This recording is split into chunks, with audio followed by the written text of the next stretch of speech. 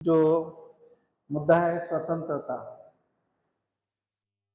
बाबा साहब आम्बेडकर कहते हैं कि हर एक आदमी को बाबा साहब ने स्वतंत्रता दी, वैचारिक स्वतंत्रता दी, अभिव्यक्ति करने की स्वतंत्रता दी, बोलने की स्वतंत्रता दी, आपके विचारों पे चलने की स्वतंत्रता दी। आज बाबा साहब ने स्वतंत्रता के वजह से, बाबा साहब ने दी हुई स्वतंत्रता की वजह से आज हम अपना सर ऊंचा करके चलते हैं। आज हमारे साथ संविधान के माध्यम से स्वतंत्रता मिलने की वजह से आज को कैसे कानून बने हैं जो हमारे स्वतंत्रता को नष्ट करने के लोग हैं, उनके ऊपर विरोध करने के लिए कानून बने हैं। इसलिए हमें स्वतंत्रता बरकरार रखना है, गुलाम नहीं बनना है। आज इतने मुश्किल से बाबा साहब आम्बेडकर को आपको गुलामी से बाहर निकाला है। बाबा साहब ने आपको स्वतंत्र कर दिया है, लेकिन हम गुलाम बनते हैं। ये गुलामी हमारे लिए, बाबा साहब आम्बेडकर कहते हैं कि धर्म और आत्मा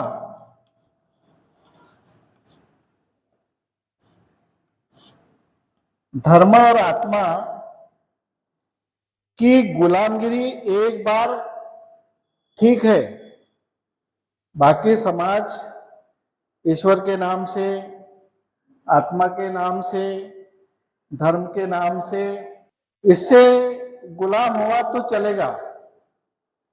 ईश्वर के नाम से, आत्मा के नाम से और धर्म के नाम से गुलाम हुआ तो चलेगा।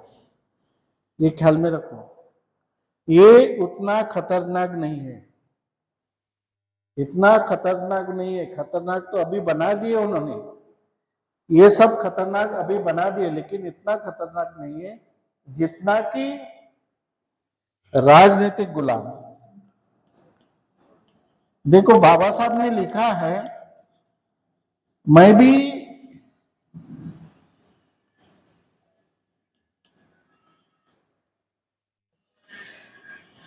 ये सेंटेंस देख करके मैं भी थोड़ा सा हैरान हुआ कि बाबा साहब आम्बेडकर ने धर्म, आत्मा, ईश्वर के गुलामी से बढ़कर राजनीतिक गुलाम, ये खतरनाक चीज है। क्योंकि तुम अगर राजनीतिक गुलाम बन गए, किसी के व्यक्ति पूजा में आ गए, राजनीतिक गुलाम बन गए, तो तुम संघर्ष नहीं कर सकते। तुम्हारी पूरी तरह से स्वतंत्रता नष्ट हो गई, क्योंकि तुमको किसी राजनीति के भरोसे अगर तुम काम करोगे, अगर तुम्हारे नेता को खरीद लिया तो तुम क्या करोगे? इसलिए हमें जो समता, स्वातंत्रता, बंधुभाव और न्याय की जो व्यवस्था निर्माण करने के लिए काम करने वाले लोग हैं, ये विचारों के पीछे जाना है, किसी नेता के पीछे जाना नहीं है। नेता के पीछे जाना नहीं है, विचारों के पीछे जाना है, ये ख्याल में रखो। अगर राजनीति, जैसे बीजेपी वाले उनका नेता कुछ भी बोलो कि ज्यादा बच्चे पैदा करो, तो भी वो ठीक है, कहा तो करेंगे। यहाँ पे हल्ला करो, करेंगे, राजनीतिक गुलाम। बाबरी मस्जिद को तोड़ो, लोगों ने तोड़ दिया, मानसिक गुलाम। तो जो राजनीतिक गुलामगिरी है, ये सबसे ज्यादा खतरनाक है। आज कुछ भी दंगल करने के लिए, किसी को मारने के लिए, किसी को काटने के लिए, किसी का मर्डर करने के लिए ये राजनीतिक गुलाम तैयार हो जाते हैं, क्योंकि ये गुलाम बनते हैं, राजनीतिक गुलाम। जैसे कलबुर्गी है, पानसर है, उनका मर्डर किया, क्यों? कि उनको गुलामगिरी से किसी ने आदेश दिया कि जाओ और उनका मर्डर करो, कर दिया उन्होंने। तो ये राजनीतिक गुलामगिरी, ये सबसे खतरनाक है। इसलिए हमें संभल के रहना है, किसी के गुलाम नहीं बनाना। सबके विचार हमको पसंद है तो ठीक है, जो करना है हम टाइम पे करेंगे, लेकिन किसी के गुलाम बनेंगे तो वो ठीक नहीं है। हमें विचारों के तरफ देखना है, विचारों को समझना है। कोई हमें बाबा, अभी जो चुनाव है, बाबा साहब का फोटो लगाएंगे, झंडा लगाएंगे, ये लगाएंगे क्योंकि राज के गुलाम बनाने के लिए, लेकिन सही में बाबा साहब के विचारों को आगे बढ़ाने का काम करते हैं? बाबा साहब आम्बेडकर के विचारों पे चलते हैं लोग? नहीं चलते हैं। इसलिए हमें ये स्वतंत्रता अपनी जो दी है बाबा साहब आम्बेडकर ने, वैचारिक स्वतंत्रता, मानसिक स्वतंत्रता जो बाबा साहब ने दी है, उसको हम बरकरार रखना है, उसको बनाए रखना है। तीसरा जो है कृतज्ञ का, यानी बाबा साहब आम्बेडकर कहते हैं कि आदमी में व्यक्ति पूजा नहीं होना चाहिए। चाहे कितना भी बड़ा आदमी हो, चाहे कितना भी अपना रिश्तेदार हो, चाहे कितना भी अपना ये हो, लेकिन वो उसकी पूजा करना नहीं है। उसके वैचारिक को हमें कृतज्ञता देना है, उनके विचारों को। बाबा साहब आम्बेडकर कहते हैं कि अपने शीलों की बलि, अपने चरित्र की बलि, अपने चरित्र की बलि किसी को दो मत। चाहे कितना भी अपना कैरेक्टर हमारे लिए मजबूत है, अपना शील, हमारा शील हमारे लिए सबसे महत्वपूर्ण है, हमारा चरित्र हमारे लिए मजबूत है, हमारी विचारधारा हमारे लिए महत्व की है। हम वो विचारधारा को कभी किसी के सामने झुकने देना नहीं है। जो विचारधारा है समता, स्वातंत्र, बंधुभाव, न्याय की, इसको किसी ने कितना भी हमारे पास झुकाने का प्रयास किया, कितना भी हमें गुलाम बनाने का प्रयास किया, कितनी भी व्यक्ति पूजा हो, लेकिन इसको समता, स्वातंत्र, बंधुभाव को हमें गुलाम बनाना नहीं है। इसलिए कृतज्ञता की एक मर्यादा होना चाहिए। हम सबका रिस्पेक्ट करते हैं, रिस्पेक्ट सबका होना चाहिए, आदर सबका होना चाहिए, लेकिन उसके लिए मर्यादा होना चाहिए। तो मर्यादा के बाहर अगर किसी को रिस्पेक्ट करोगे, मर्यादा के बाहर अगर किसी की पूजा करेंगे, तो एक दिन वो व्यक्ति पूजा करके आपको शोषण करेगा, आपका शोषण हो। आज पुरोहित वर्ग क्या कर रहा है, उनको इतनी ऊपर के ये दे दिए, इतना ये ईश्वर के ये है, ईश्वर के दूत है, ईश्वर का उसमें स्वरूप है, ईश्वर की वाणी है, पूरी अपना शील चरित्र सब उसके पैर के नीचे डाल दिया। कृतज्ञता होना चाहिए, लेकिन बाबा साहब आम्बेडकर कहते हैं कि इसमें मर्यादा होना चाहिए।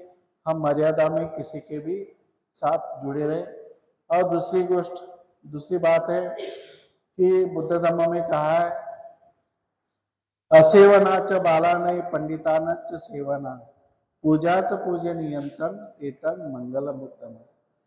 जो गलत लोग हैं,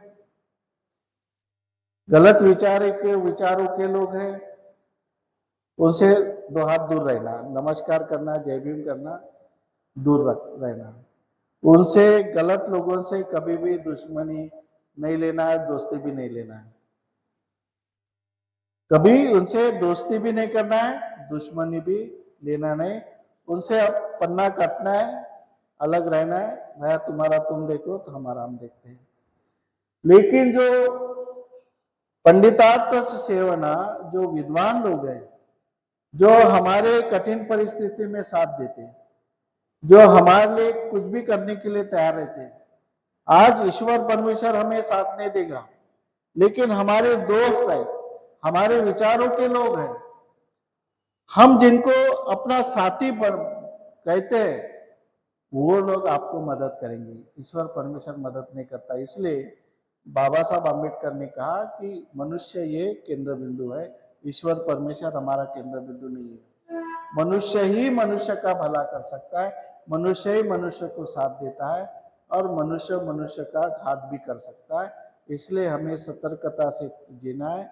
और अंत में बाबा साहब आम्बेडकर कहते हैं कि पूजाच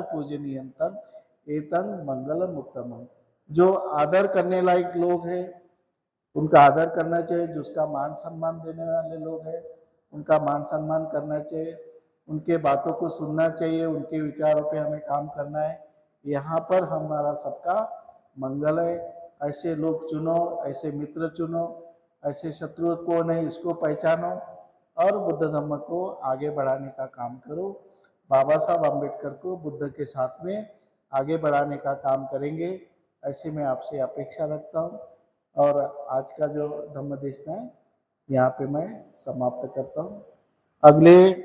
अगले इसमें हम इसी विषय को आगे बढ़ाएंगे, लोकतंत्र। इसको ये महत्वपूर्ण विषय है, उसको अगले सैटरडे को भी हम इसी विषय को लेके आगे बढ़ेंगे। नमो बुद्धाय, जय भीम। स्त्री शिक्षणाचे प्रणेते ज्योतिबा फुले, भारतीय संविधानाचे घटनाकार आपले परमपूज्य बाबासाहेब आंबेडकर, तथागत गौतम बुद्ध यांना वंदन करते, भिक्खू संघांना वंदन करते आणि महिला मंडळाला पण हे करते। आज भंतेजींनी आपल्याला डेमोक्रेसी म्हणजे लोकतंत्र याबद्दल जे सांगितलं, हा एक पॉलिटिकल सायन्सचा विषय आहे आणि म्हटलं तर खूप डीप मध्ये पण आहे हा विषय। माझा होता 2 वर्ष मी केली हा विषय। तर आज जी काळाची गरज आहे ती आपल्याला, आपण बाया म्हणतो की बा आपल्याला काय करायचं आहे, घरातच राहायचं आहे, जे आता आहे ते जे सुरू आहे ते सुरू, पण तसं नाही आहे। आज जो हा भंतेजींनी जो विषय मांडलेला आहे हा आपल्या सगळ्यांसाठी खूप महत्त्वाचा विषय आहे। कारण जे देशामध्ये ज्या घडामोडी होत आहेत, ज्या राजनीतिक घडामोडी होत आहेत, त्याचं विश्लेषण आपण कधीच करत नाही, पण भंतेजींनी जे सांगितलं की बा समता, स्वातंत्र्य आणि भाईचारा काय आहे, तर हे आता कुठेतरी नष्ट होण्याच्या मार्गाला लागलंय, जे बाबासाहेबांनी आपल्या सर्वांसाठी करून ठेवलं आहे। तर जी भंतेजींनी एवढी मोलाची माहिती सांगितली, तर ती आपण आपल्या जीवनात तरी आपण, जसं आजूबाजूचे, जसं माझ्या बाजूला ओबीसी लोक आहेत, तर मी त्यांना ह्या गोष्टी थोड्या प्रमाणात सांगू शकते, सांगा। आणि भंतेजींनी हे सगळं सांगितल्याबद्दल मी भंतेजीचं खूप खूप मनापासून जे पूजनीय डॉक्टर बाबासाहेब आंबेडकर, तथागत भगवान बुद्ध आणि भिक्षू संघ, इथे मी त्यांना त्रिवार वंदन माझं। आणि मला हे म्हणायचं आहे की आज इतके चांगले विषय भंतेजींनी मांडले की आज आपल्याला ह्या गोष्टीची आजच गरज आहे। कारण आजच्या काळात आता आपल्या 10-15 दिवसामध्ये निवडणूक आहे, त्यासाठी आता आपल्याला ह्या गोष्टीची, म्हणजे आता वर्तमान काळातली ही चर्चा भंतेजींनी इथं मांडलेली आहे, त्या आपल्यासाठी खूप म्हणजे फायदेशीर आहे। पण आता आपण एवढ्याच लोकांनी जर अनुकरलं, ऐकलं किंवा केलं, काय आणखी कोणाला आपण सांगितलं, आता वेळेवर असं होणार किंवा नाही होणार आपल्याला काही सांगता येणार नाही काय होणार वेळेवर। पण जर असं भंतेजींनी पण बोलले की ह्या येत्या 5 वर्षामध्ये कदाचित आपल्याला काही करता आलं तर आपण पुढे असं करता येईल। माझं ते आपलं सगळं हे सांगितलं, आपल्याला लोकतंत्र सांगितलं, सगळं तानाशाही सांगितलं, हे सर्व ज्या गोष्टी सगळ्या लिहिलेल्या ह्या सगळंच खरंच आपल्यासाठी खूपच म्हणजे फायदेशीर आहे जर आपण ह्या प्रकारे जर वागतो म्हटलं तर। पण आता आपण जर वागायला गेलं तर दुसऱ्यांना सांगायला गेलं, दुसरं म्हणतात तुम्हाला खूप छानपण आहे, असं चालते, पण तरी हरकत नाही, आपल्याला पटतं आहे ना, आपण तरी त्या मार्गावर चालायचं, असं माझं तरी मत आहे। आणि त्याचप्रमाणे हे जे भंतेजी जे शिक्षण देत आहेत, तर मी म्हणते की हे वार्डात व्हायला पाहिजे होतं, निवडणुकीच्या आधी काही दिवसाच्या आधी व्हायला पाहिजे होतं। हे सगळं बरं काही असो ना, जेव्हा होते तेव्हा ठीक आहे, त्यावेळेस पासून आपण आता सावध राहू आणि ह्या गोष्टीकडे लक्ष ठेवू। आणि मग भंतेजी सोबत चर्चा वगैरे झाल्या आणि खूप बरं वाटलं, छान वाटलं। आणि असं भंतेजीचं प्रवचन आपण ऐकलंच पाहिजे, कारण हे आपल्या जीवनासाठी आपण ऐकतो, भंतेजीचे परित्राण पाठ करतो, पूजा पाठ करतो, ह्या साऱ्या गोष्टी आपल्याला काही होत नाही। भंतेजी म्हणतात बरोबर आहे, खरंच आहे, आपल्याला बाबाशिवाय आपल्याला कोणीतरी याच्यातून उचललं आणि आपले लोक काही लोक आणखी पुन्हा त्याच्यातच पडत आहेत। दुसऱ्या लोकांना काय म्हणायचं, जेव्हा आपलेच लोक त्याच्यामधून निघत नाही आहे, आपल्याच लोकांची अंधश्रद्धा इतकी हे आहे, पूजा परित्राण करतील तरी त्यांची भावना अशी असते, परित्राण मी यासाठी ठेवलं की माझ्या घरी असं व्हायला पाहिजे, परित्राण तसं ठेवलं की माझ्या घरात पोरांचं हेच व्हायला पाहिजे। अजूनही आपली भावना ह्याच पद्धतीची आहे, म्हणून असं खरंच नाही राहायला पाहिजे। करायचं तर आहे आपल्याला, बुद्ध धम्माच्या ह्याच्याने चालायचं आहे, बाबासाहेबांना शिकवलेल्या मार्गाप्रमाणे वागायचं आहे, पण अंधश्रद्धा ठेवून वागण्यात काहीही अर्थ नाही। आणि इतकं बोलून माझे 2 शब्द पूर्ण करते. जय भीम बनतेजी. सर्वांना नमो बुद्धाय, जय भीम. वंदनीय भंते पूज्य धम्मसारथीजी आणि आपण आजच्या या क्लासला उपस्थित आहात. प्रत्येक शनिवारला या ठिकाणी एक धम्मवर्ग आंबेडकरी फिलॉसॉफी आणि मानवतावादी विचारांच्या कल्याणाचे कार्यक्रम या ठिकाणी राबवल्या जातं, जे की आपल्या ज्ञानामध्ये भर पडून आपल्याला काहीतरी एक प्रेरणा मिळेल अशा दृष्टिकोनातून हा धम्मवर्ग चालवला जातो आहे. हा जो सब्जेक्ट है, आज का सब्जेक्ट है लोकतंत्र. बहुत गंभीर और एक चिंताजनक विषय है आज के इसमें, और इतना सब्जेक्ट भी गंभीर है. और बाबा साहब ने इस सब्जेक्ट को अपने दिल की धड़कन मिटा तक उन्होंने काम किया है. लास्ट तक अपने खून का एक एक बूंद इस सब्जेक्ट में बाबा साहब ने गहराई से सिंचन किया है. और इस सब्जेक्ट की, इस विषय की आज में समाज में अगर डीपली अगर हम सोचते हैं तो उसकी क्या अवस्था है, ये भी हम जिन हमारे महापुरुष ने हमारे कल्याण के लिए धम्म जैसा एक मार्ग दिया, बुद्ध का धम्म जैसा मार्ग दिया, जिस मार्ग में ये सब बातें हैं, समता, स्वातंत्र, समाज में भाईचारा हो, एक मैत्री भाव निर्माण हो और मैत्री के साथ हम सब लोग मिलके रहे और इस देश में एक विकास की दिशा में हम सब प्रवाहित हो जाए, ऐसे एक सिद्धांत के तहत और एक जो अलग अलग विचार प्रवाह के इस देश में विचार प्रवाह थे, उनको बाजू में हटके उनको समझा बुझा के एक लोकतंत्र हमें बहाल किया है. और लोकतंत्र बहाल करके हमें ये उम्मीद थी कि लोकतंत्र बहाल के बाद जब ये संविधान चलेगा, लोकतंत्र चलेगा, तो उसके जो पहलू जो है हमारे छोटे छोटे समाज तक उसके जो सांस्कृतिक अर्थ के जो पहलू है झिरपते हुए समाज तक मिलेंगे करके कुछ हद तक मिला है. हमारी एक पीढ़ी, 2 पीढ़ी, 3 पीढ़ी 80 के दशक में तो एक हमको अच्छे से मिला है. वो भी पूरा नहीं मिला. पूरा अगर मिलने का रहता था तो आज तो पूरे भारत में ओबीसी और माइनॉरिटीज और SC/ST को सब कुछ एक अलग टाइप में मिलता था. लेकिन 80 के दशक में जब हमारी प्रगति हुई है और ये प्रगति जब इन लोगों को, विरोधों को जो हजम नहीं हुई, और तभी हजम नहीं हुई जब 26 नवंबर को संविधान लागू हुआ, तो 30 नवंबर को 49 को मनुवादी व्यवस्था ने, जिनको आज भी विरोध कर रहे हैं, उन व्यवस्था ने उसी महीने में कि उसको संविधान की कॉपी जला के निषेध किया है. और आज वो लोग इस संविधान को तहस नहस करके क्या लाना चाहते हैं, लोकतंत्र में तानाशाही निर्माण करना चाहते हैं, जातिभेद संप्रदाय निर्माण करना चाहते हैं और कर भी रहे हैं. जिस बाबा साहब ने इस देश को एक अच्छा से बना के, बुद्ध के विचारों से चलने वाला देश, एक समता, स्वातंत्र, बंधुत्व, भाईचारा, प्रेम, मैत्री, करुणा, ये सब बातों में एक ढांचे में ले, संविधान के ढांचे में एक बना के यो दिया है, लेकिन उसको पसंद नहीं थी. उनको असमानता पसंद है और हमको समानता पसंद है, उनको असमान. तो हम लोग पीछे क्यों हट गए, हम लोग पीछे क्यों? आज बाबा साहब थे तो बाबा साहब के प्रतिनिधि लोकसभा में, बाबा साहब के प्रतिनिधि विधानसभा में. आज क्यों, क्या हुआ आज क्यों नहीं है? क्योंकि बाबा साहब एक उदाहरण देते हैं कि एक प्यास, बहुत लोग दुष्काल होता है और जाते हैं, सब लोग जाते हैं कि हमको पानी नहीं है, तो जा बोलते हैं तुम 5-5 फीट का कुआं खोदो. सब लोग अपने घर में जाते हैं और 5-5 फीट का कुआं खोदते हैं. तब वो सब पूरा दोबारा जाते हैं, बोलते हैं कि पानी तो नहीं है. फिर और जाते हैं, बोलते हैं कि कितना खोदा था, 5-5 फीट का. तुमने 5, 50 फुट का कुआं खोदने के बाद भी पानी नहीं है, तो जब तो बाद में पता चलता है कि अपने अपने घर में जाके 5-5 फीट का कुआं खोदा है. तो बाबा सभी ने अगर मेहनत की रहती 50 फुट में तो पानी मिलता था, और सब खुशहाली बात है. यही हाल हमारे लोकतंत्र में स्वयं की है. हमको मालूम है धम्म क्या कहता है, धम्म में अगर स्वार्थ निर्माण हो गया, लोभ निर्माण हो गया, तो लोभ और स्वार्थ तुमको ले डूबेगा। हमको धम्म कहता है अगर स्वार्थ निर्माण हो गया, लोभ पैदा हो गया, तो वो लेके डूबेगा।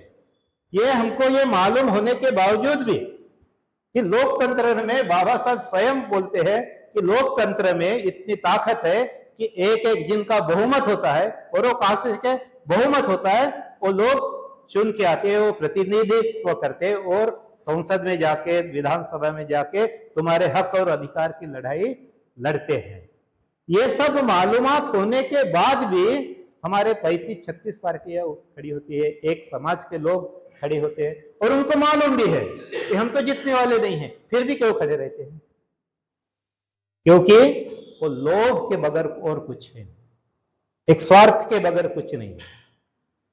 और वही चीज जो है वो धम्म में बहुत हानिकारक होती है। और ये जाति भेद, ये तो विरोधियों की बात है। लोकतंत्र में तानाशाही, जाति भेद को उनका हक है कि समाज में एक बार नहीं 2 बार प्रूव हुआ है, 2 बार प्रूव हुआ है। भारत में बोले तो बोधि पुरुष करके एक 56 में उनको ये दिया है, और 2004 में symbol of knowledge 2 bar prove हुआ है। बोले तो ये सत्य है। और इतने बड़े बोले तो महापुरुष रहने के बाद भी उनका समाज पिछड़ी पे क्यों है, ये चिंतन का सब्जेक्ट है। तो जो लोग सबसे खतरनाक कौन है? जो चमचे जो लोग है समाज में जो होते हैं ना, खुद के स्वार्थ के लिए विरोधी पार्टियों के दिशा में वर्किंग करते, काम करते हैं, और वो लोग फिर हमारे कुछ ना कुछ होते हैं। भंते जी ने एक बात बताया है कि राजनीतिक गुलामी, बोले तो धर्म, आत्मा और ईश्वर, एक बार ये बात चलेगी धर्म और आत्मा में गुलाम है तो कोई जिनको रहना है वो रहेगा, इंडिविजुअली रहेगा। लेकिन राजनीतिक गुलामी स्वीकार करना बोले तो आत्महत्या के, स्वयं आत्महत्या के बराबर है। बाबा साहब का क्या कहना था? हमारा एक पक्ष, एक झंडा और एक निशान, ये बाबा साहब की अपेक्षा थी। नहीं रह गए, ठीक है, कम से कम एक बैलेंस फोर्स, 1 या 2, 35-35 कैसे आएंगे? और फिर बोलते हैं कि ये तो गया, ये भी गया, वो भी गया, ये तो सक्सेस नहीं है, ये तो गलत हो गया है, ये तो बिक गए हैं। यही लोग प्रचार करते हैं। दुश्मन प्रचार कम करता है, हमारे लोग ज्यादा प्रचार करते हैं। तो ये बात है, हमें कहीं ना कहीं हमें समझना है। जो है ये धम्म से मिलेगी, और धम्म हमको बलवान बनाएगा, और धम्म बलवान बनाएगा तो एक ना एक दिन हम लोकतंत्र को भी कामयाब करेंगे। ये हमें आत्मविश्वास है। तो हमें भी ये विचार अगर सक्सेस करना है तो हमें अंडरग्राउंड मिलिट्री जैसा शासन, एक एक सिपाही तैयार करना है। मुझे तो तैयार होना है, आपको तैयार होना है, आपको तैयार होना है, और आपको संशोधित करके मैं ये सिद्धांत के साथ ही चलूंगी। तो ये हमें ये कारवा को अंडरग्राउंड बढ़ाना है। ये लोग कैसे बढ़ गए, हमारे दुश्मन कैसे बढ़ गए? रात दिन मेहनत करते हैं, सब कुछ रहने के बाद भी मेहनत करते हैं, और हमारे पास कुछ भी नहीं है। बाबा साहब के परिवार के बलिदान जो किया है उसके, ये हमको नौकरी लग गई, कोई थोड़ा मोड़ा व्यवसाय करते हैं और उसके बलिदान, तो हमको लगता है कि हमारे पास बहुत कुछ है। कुछ भी नहीं है, 2 पीढ़ी में खत्म हो जाएगा। अगर एक पीढ़ी में नौकरी अच्छी लग गई, उनके बच्चों की नौकरी नहीं लगी ना, तो उनकी हालत देखेंगे तो बहुत खराब हालत है। तो 1-2 पीढ़ी में खत्म हो जाए, तो ये पुरने वाला नहीं है। तो ये जो अधिकार है, ये अधिकार सिंचित करना है, सिंचन करना है। के विचार हमें इस देश में कामयाब करके दिखाना है, और हो जाएगा। नकारात्मक भाव निकाल दो, हो ही जाएगा। तुमको कर्म सिद्धांत बुद्ध का है, काम करना है। अगर बिना काम से बोलेंगे तो नहीं होगा, बिना कर्म से नहीं होगा। मेहनत करना है, काम करना है। तो जो लोग ये क्लास में आते हैं, तो आपको एक चेन सिस्टम के हिसाब से आगे बढ़ना है, और ये समता, स्वतंत्र और भाईचारा इस देश में फलेगा, फूलेगा, बड़ा होगा। और ये सच की लड़ाई जो है वो उसको पराजित नहीं कर सकते, कोई भी नहीं कर सकते। सच की लड़ाई है, हम विजय ही पाएगा। टाइम लगेगा, भलाई टाइम लगेगा, टाइम जाएगा, लेकिन ये संक्रमण अवस्था का पीरियड भारत में चल रहा है। ये लोगों में समझ में आ रही है सच क्या है, तो ये सच क्या है भारत में समझ में आ रहे हैं, और धीरे धीरे चल के ये संक्रमण अवस्था का पीरियड निकलेगा, सबको समझ में आएगा हमें क्या करना है। बात ये क्रांति होगी, बदलाव भी होगा, और सच के हिसाब से चलना है और मेहनत करना है। बिना कर्म से कुछ मिलेगा नहीं। तो ये क्रांति भी सक्सेसफुल करना है, धम्म क्रांति सक्सेसफुल करना है और ये राष्ट्रीय क्रांति भी सक्सेसफुल करना है, तो हमें वर्किंग करना होगा। बस यही बातें बोलते हुए मैं आज की बात खत्म करता हूँ। सभी को जय भीम, नमो बुद्धाय। का जो सब्जेक्ट है लोकतंत्र, तो हमें ओनली लोकतंत्र के साथ साथ राजतंत्र दोनों का भी अभ्यास होना बहुत जरूरी है। जैसा कि ये यहाँ पे लोकतंत्र में तानाशाही, तानाशाही का अर्थ होता है राजतंत्र। अब इसका इतिहास तो वैसा बहुत लंबा इतिहास है। जैसा ये लोकतंत्र हमारे देश में कब था, तानाशाही कब है, तो बुद्ध के पहले जो आर्यों का आगमन, हमारे देश में आर्यों का आगमन, आर्य इस देश में आने के पहले हमारे देश में लोकतंत्र था, यानी समता, स्वातंत्र्य, न्याय, बंधुता की समाज व्यवस्था थी। इतना ही नहीं, महिला प्रधान संस्कृति, आज जैसा संविधान से हमें महिला पुरुष समानता का अधिकार मिला है, लेकिन आर्य इस देश में आने के पहले महिला प्रधान संस्कृति, और वहाँ पे 3 कल्चर थे आर्य आने के पहले, जैसा द्रविड़ संस्कृति और नागवंशीय संस्कृति और सिंधु संस्कृति, आज जिनको हम सिंधु घाटी की सभ्यता बोलते हैं। तो समानता थी, जो राजे भी थे, लेकिन वो राजे अपने राज्य में लोकतंत्र का राज्य कारभार चलाते थे। फिर उसके बाद आप सभी को पता है आर्यों का आगमन, और आर्यों ने बाद में यहाँ पे जो असमानता, ये जो तानाशाही जो है, तो आर्यों ने क्या किया फिर, या हमारे जो लोकतंत्र वाले राजा थे उनको षड्यंत्र के माध्यम से उनकी हत्या किया। जैसा ये आर्य लोग सत्ताधारी बने, प्रशासनिक सत्ता और राज सत्ता। तो जो लोकतंत्र का राज्य कारभार चल रहा था हमारे देश में, उन्होंने बाद में राजतंत्र का राज्य कारभार प्रस्तावित किया। ऊंच नीच, भेदभाव और असमानता वाली सामाजिक व्यवस्था प्रस्तावित किया।